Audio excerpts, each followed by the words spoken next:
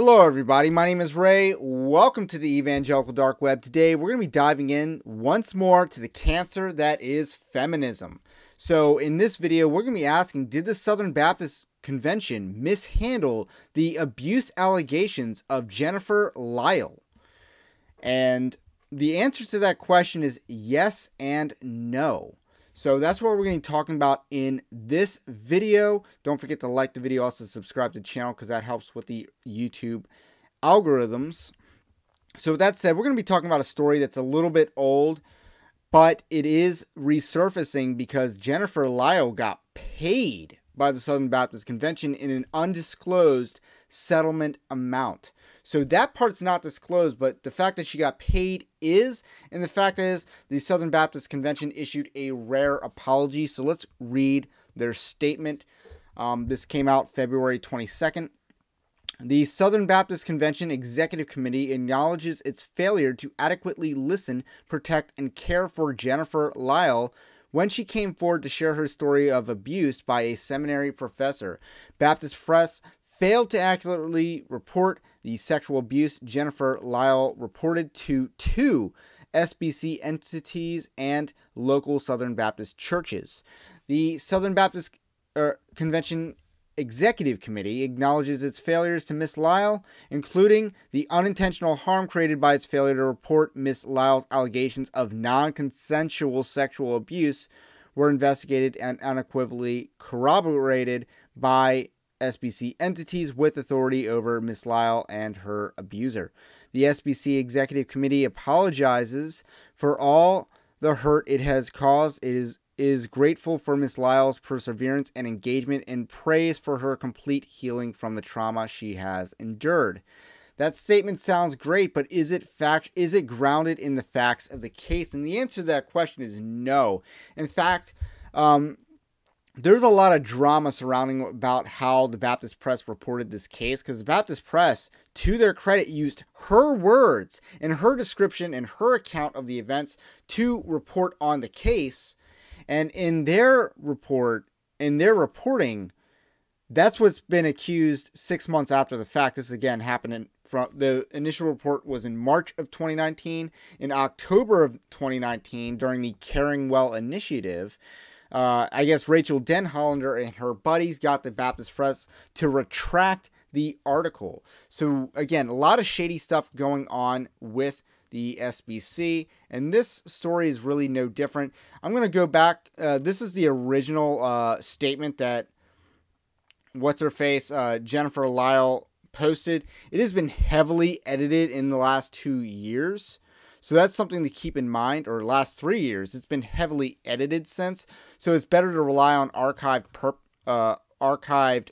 quotes.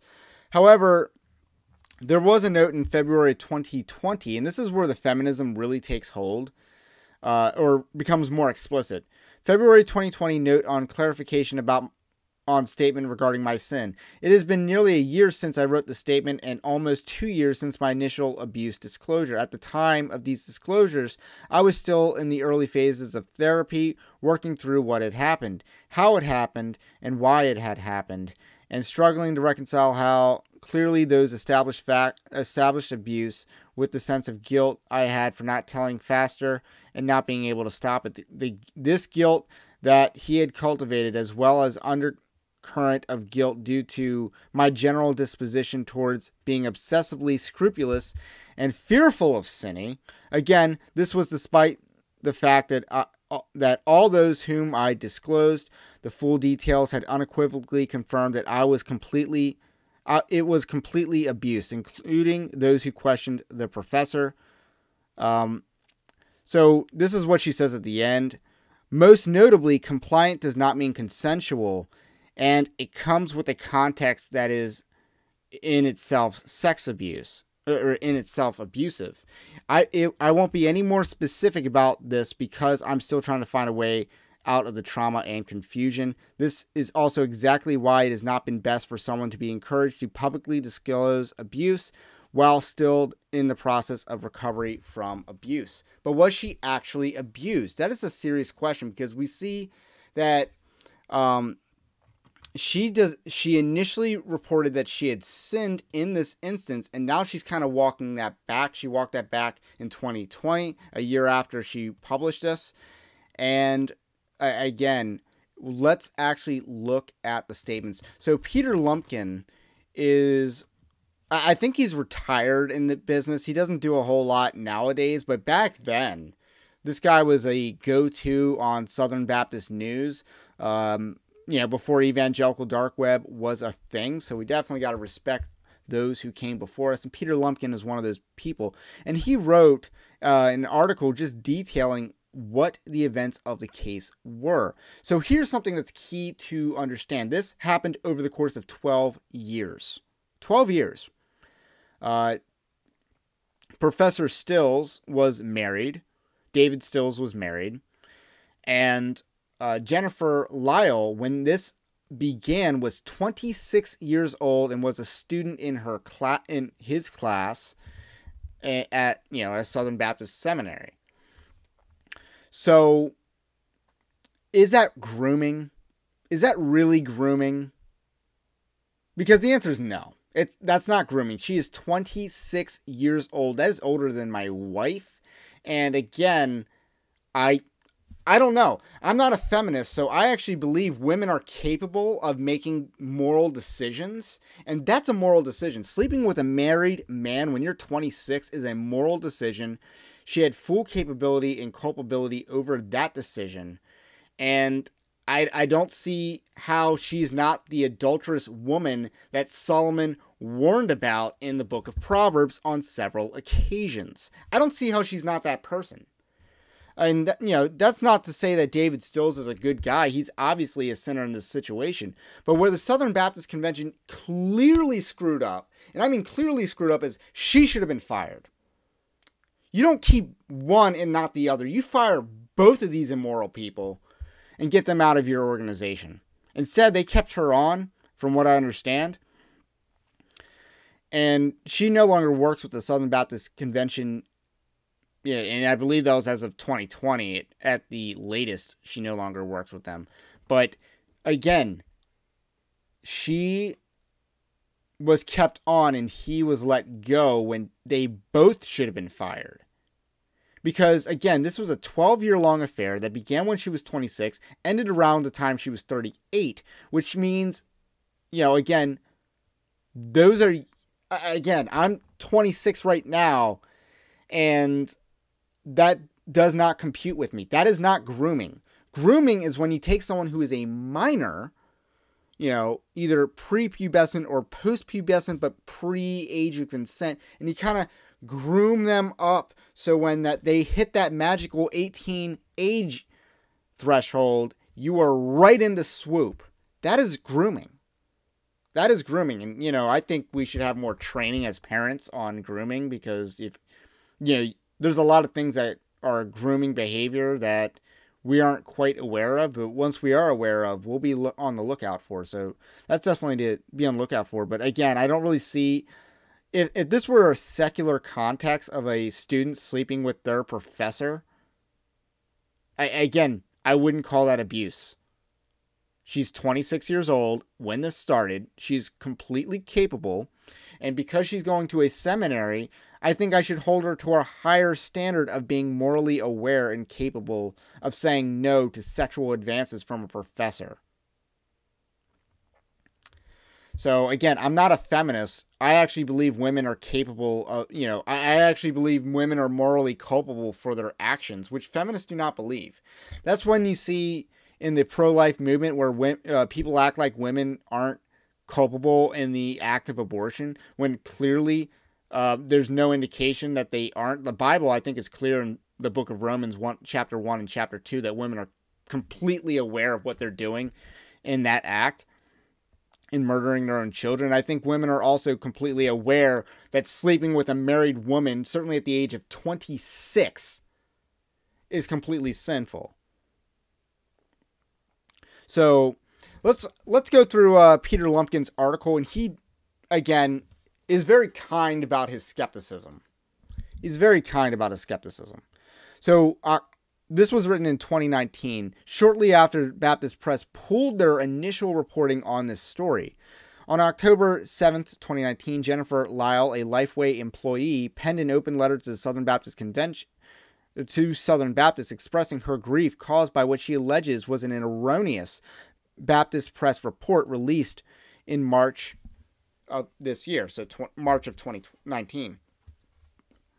The report has been subsequently taken down. An archived copy of the Baptist Press report follows. So he archived the report and is quoting it. I have physically deteriorated. I have felt as though I am living in an Alfred Hitchcock movie because it is unfathomable to understand how I could be spending hours upon hours dealing with this on my own.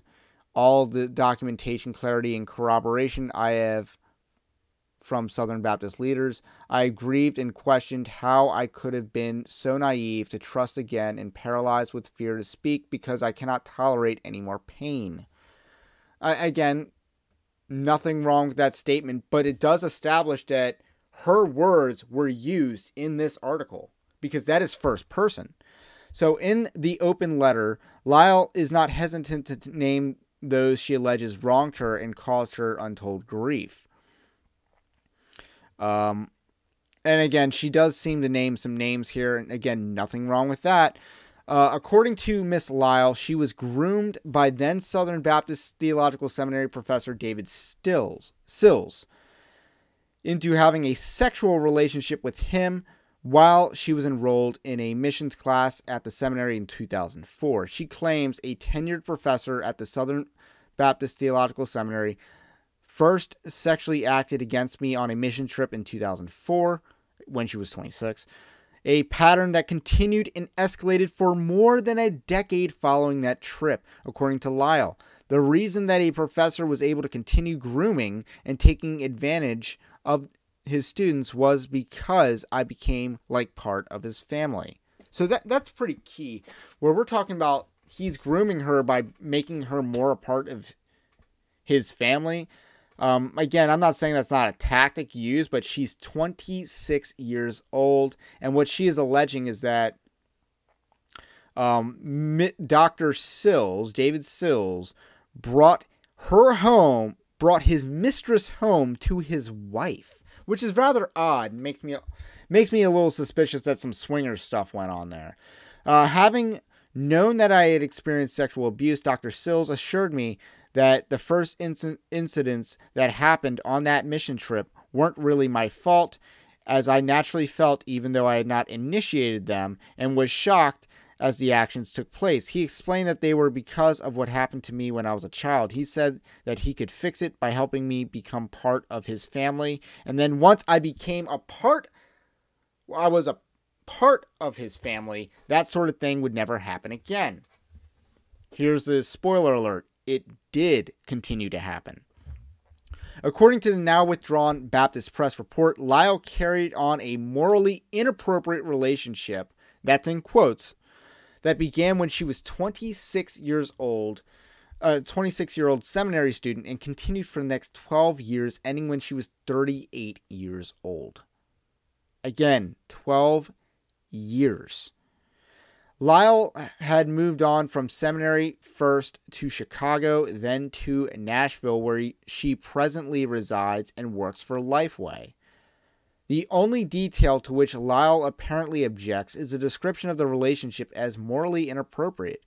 Not that she is arguing it should have been characterized as morally appropriate. Rather, the description Baptist Press gave the 12-year relationship leaves the impression that the relationship between her and the professor was a consensual relationship, which Lyle evidently denies. Consequently, at the recent Caring Well 2019 conference sponsored by the Southern Baptist Ethics and Religious Liberty Commission, the ERLC, Lyle's objections were raised once again, initially by a platform speaker. She was viewed as a victim of sexual abuse rather than a willing participant in an illicit affair. The groundswell support of Lyle was so swift and strong that Jonathan Hugh, newly appointed Vice President of Communications of the Southern Baptist Executive Committee, released a statement to ensure readers that he agreed with Lyle's claims that the Baptist press reporting was erroneous. So he released a statement on October 5th, 2019. And again, credits Rachel Denhollander, who's, a hardcore feminist. And then Peter Lumpkin goes on to write, I'm very much confused concerning this statement. Here's why.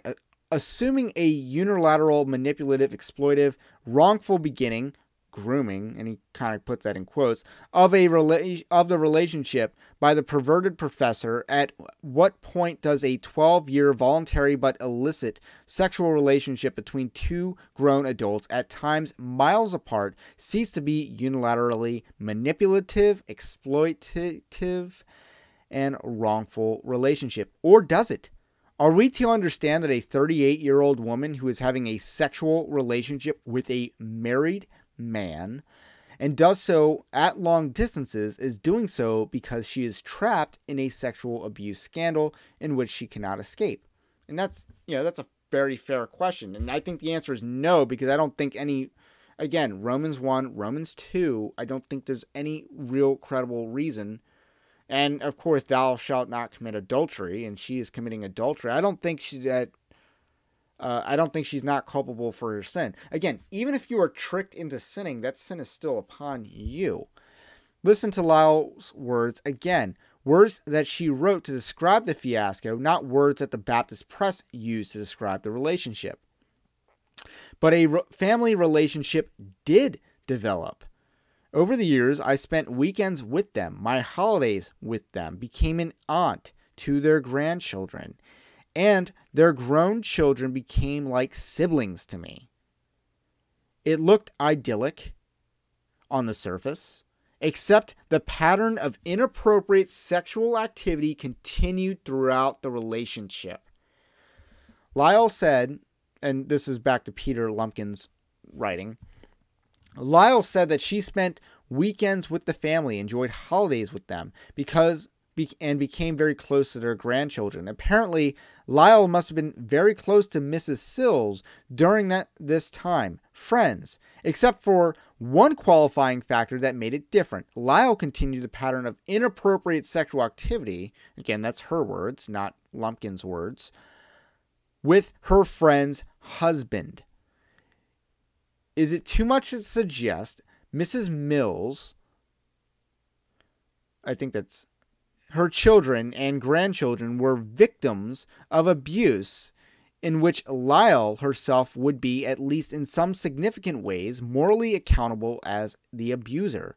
While I regret suggesting this possibility makes Lyle feel both uncomfortable and betrayed again, or even persecuted, as she appears to indicate, it nonetheless seems to me one cannot escape the reasonably moral conclusion of the facts as they have been publicized. Now, I don't regret reading this or suggesting this, because again, the facts point to this. It is illogical to suggest that this was grooming. And again,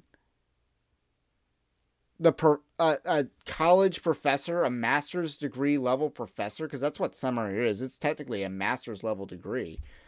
Again, I don't see a power dynamic to even make that case. I don't see it.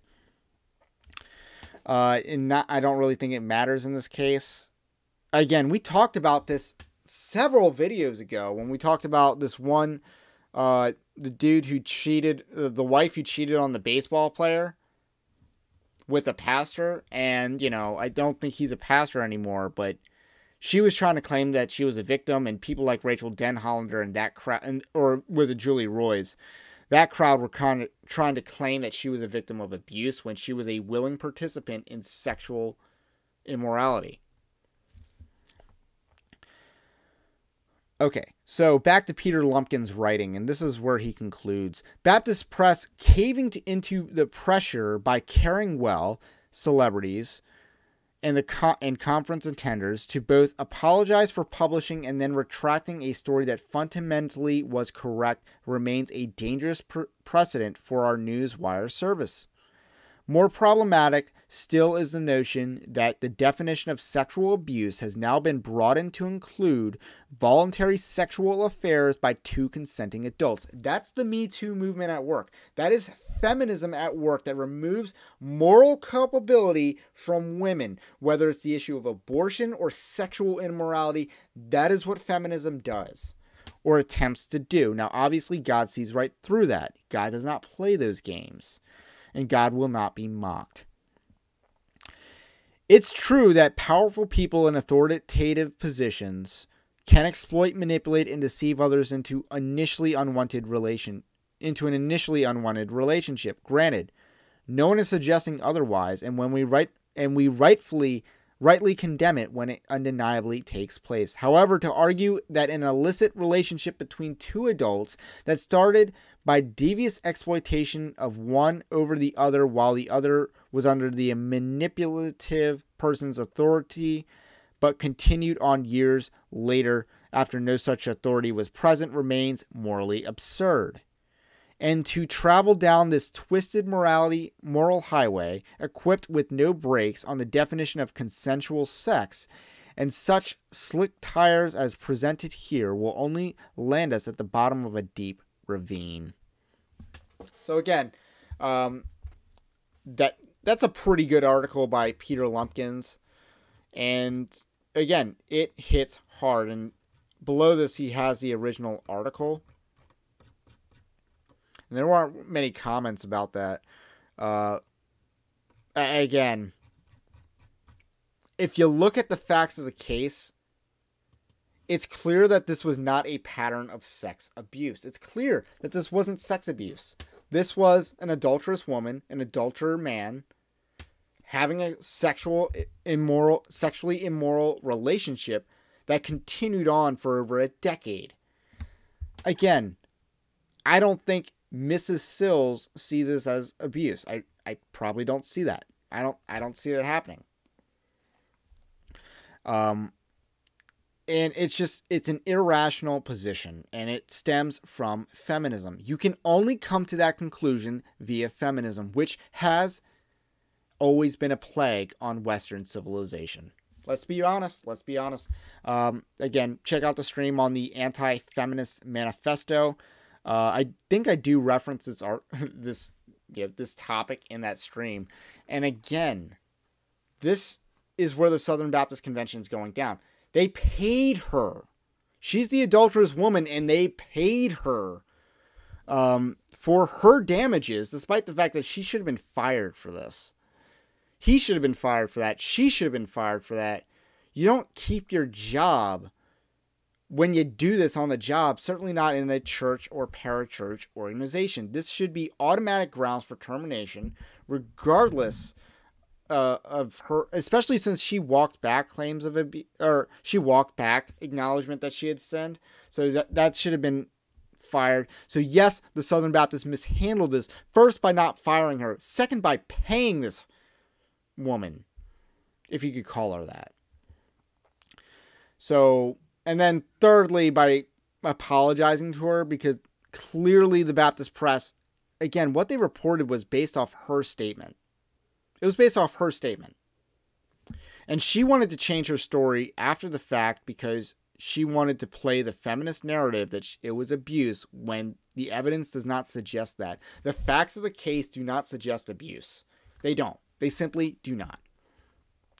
So that's where the Southern Baptist Convention is going. Again, all the news from 2022 is that the Southern Baptist Convention is getting even worse. Like, Ed Litton is rubbing in your face, and paying a woman like Jennifer Lyle is just further evidence that the Southern Baptist Convention is beyond saving. So that's really all I got to say about that. Again, I think later on this year, I will live stream the Southern Baptist Convention. That'll be a lot of fun. Just subscribe so you don't miss that. Also check out evangelicaldarkweb.org. Articles every day, almost. And, support that content because, again, Peter Lumpkins was very good, but I don't think he's in the business anymore. So obviously I'm stepping up into that business, or I have been stepping up into this business for almost 3 years now. So, subscribe so you don't miss anything. Subscribe to that RSS feed. It's very good. So anyway, that's all I got to say about that. Leave a comment below about what you think, about what I think. Have a blessed day, and I will catch you on the next one.